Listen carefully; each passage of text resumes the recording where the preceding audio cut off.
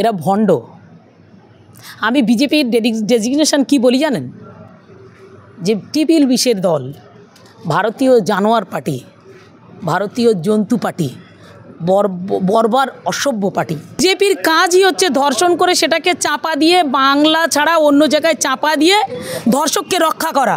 শুধু বাংলায় নারী সুরক্ষার কথা। কার্তিক মহারাজের বিরুদ্ধে গুরুতর অভিযোগ, এক মহিলাকে ভারত সেবাশ্রমের মধ্যেই তার সঙ্গে একাধিকবার সহবাস করে এবং তার গর্ভপাত করানোর অভিযোগ উঠেছে।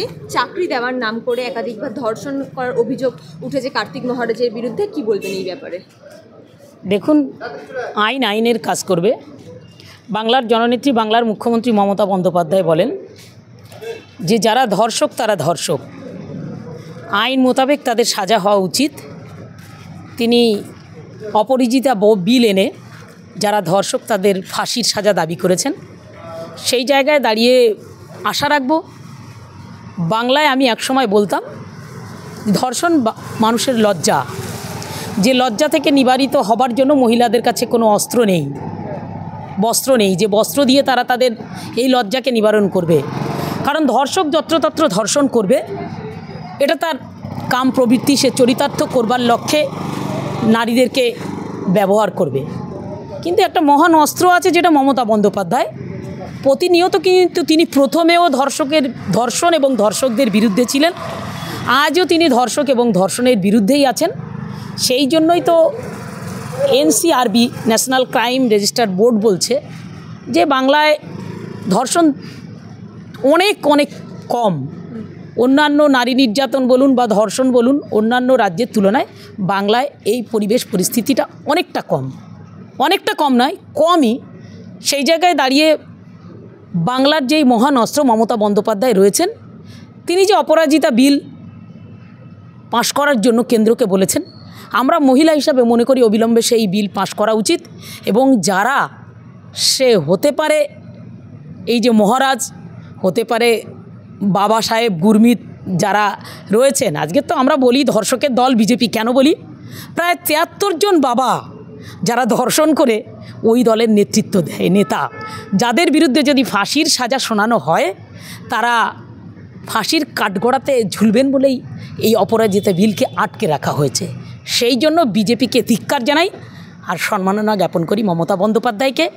তিনি বাংলার ধর্ষক হোক আর ভারতবর্ষের ধর্ষক হোক, ধর্ষকই, তার বিরুদ্ধে ফাঁসির সাজা চায় একমাত্র মমতা বন্দ্যোপাধ্যায়। এই অভিযোগ সামনে আসার পরে কার্তিক মহারাজ বলেছেন তিনি একজন গেরুয়া বসনধারী সন্ন্যাসী, তার পক্ষে এই ধরনের কোনো ঘৃণ্য অপরাধ করা একেবারেই কাম্য নয়। এবং অপরদিকে সুকান্ত মজুমদার থেকে শুভেন্দু অধিকারীরা কন্যা সুরক্ষা যাত্রা অভিযান ডাক দিয়েছেন কলকাতা জুড়ে সমগ্র জায়গায়। যাদের দলে একের পর এক এই ধরনের ঘটনা ঘটে যাচ্ছে, এই ধরনের নেতারা একের পর এক ঘৃণ্য অপরাধ করছে, তারাই কন্যা সুরক্ষার ডাক দিয়েছে। কি বলবেন?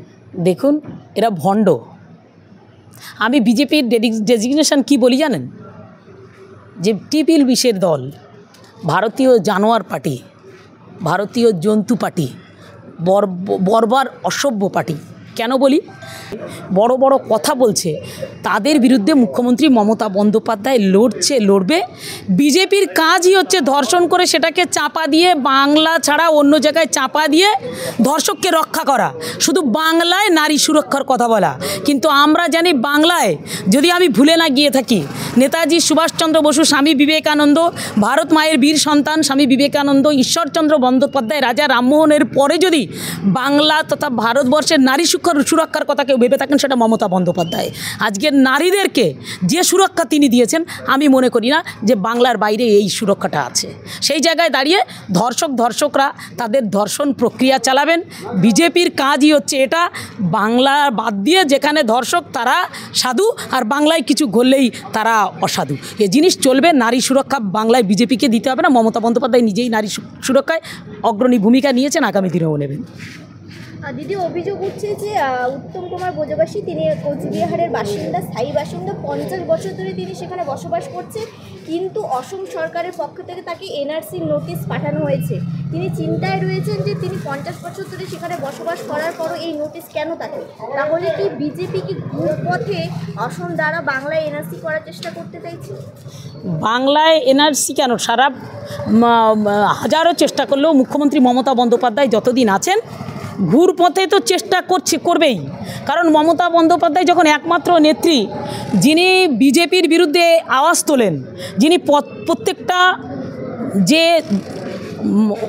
অস্বাস্থ্যকর পরিবেশ পরিস্থিতি বা যেগুলো কালা আইন বিজেপি সরকার বের করছেন, প্রত্যেকটা পদক্ষেপের বিরুদ্ধে কিন্তু একা মমতা বন্দ্যোপাধ্যায়ই লড়ছে। সেই জায়গায় যখন দেখা যাচ্ছে, আপনারা ঠিকই বলেছেন, আপনারা আইনের ছিদ্র খোঁজার লোক, আপনারা মিডিয়া, আপনারা প্রত্যেকটা পদক্ষেপ পরিলক্ষিত করে আপনারা পুঙ্খানুপুঙ্খ জাজ দেওয়ার চেষ্টা করেন। সেই জায়গায় দাঁড়িয়ে আমরা মিডিয়াদেরকে যে রেসপেক্ট বাংলার জননেত্রী মুখ্যমন্ত্রী এবং অভিষেক বন্দ্যোপাধ্যায় দেয়, বাংলার বাইরে কিন্তু সেই রেসপেক্ট মিডিয়ারা পায় না। একটা সত্যিকারের কথা মিডিয়ার মুখ থেকে বেরিয়ে এসছে যে ঘুর পথে এই বাংলার বুকে এনআরসি করার যে পদক্ষেপ নিচ্ছেন, এটা কিন্তু কোনোদিনই ফলপ্রসূ হবে না। কারণ মমতা বন্দ্যোপাধ্যায় বলেছেন বাংলায় বসবাসকারী একটা মানুষের গায়ে হাত দেওয়া যাবে না। এই যে নারী যিনি ভয় পাচ্ছেন, তার ভয় পাওয়ার কোনো কারণ নেই। বাংলার জননেত্রী মুখ্যমন্ত্রী মমতা বন্দ্যোপাধ্যায় রয়েছেন, তিনি দুহাত দিয়ে আগলে এই এনআরসিকে রক্ষা করবেন এবং বাংলার মানুষজনকে রক্ষা করবেন। একেবারে শেষ প্রশ্নে যাব, সামনে 2026 বিধানসভা ভোট, এই এনআরসিকে কেন্দ্র করে কি আবার সংখ্যালঘুদের ওপর অত্যাচার আনতে চাইছে বিজেপি? এই একটা কথা, যদি শুধু সংখ্যালঘুদের উপরে অত্যাচার করছে বিজেপি, এটা কিন্তু নয়। আজকে ভারতবর্ষের সমস্ত মানুষের উপরেই অত্যাচার হচ্ছে।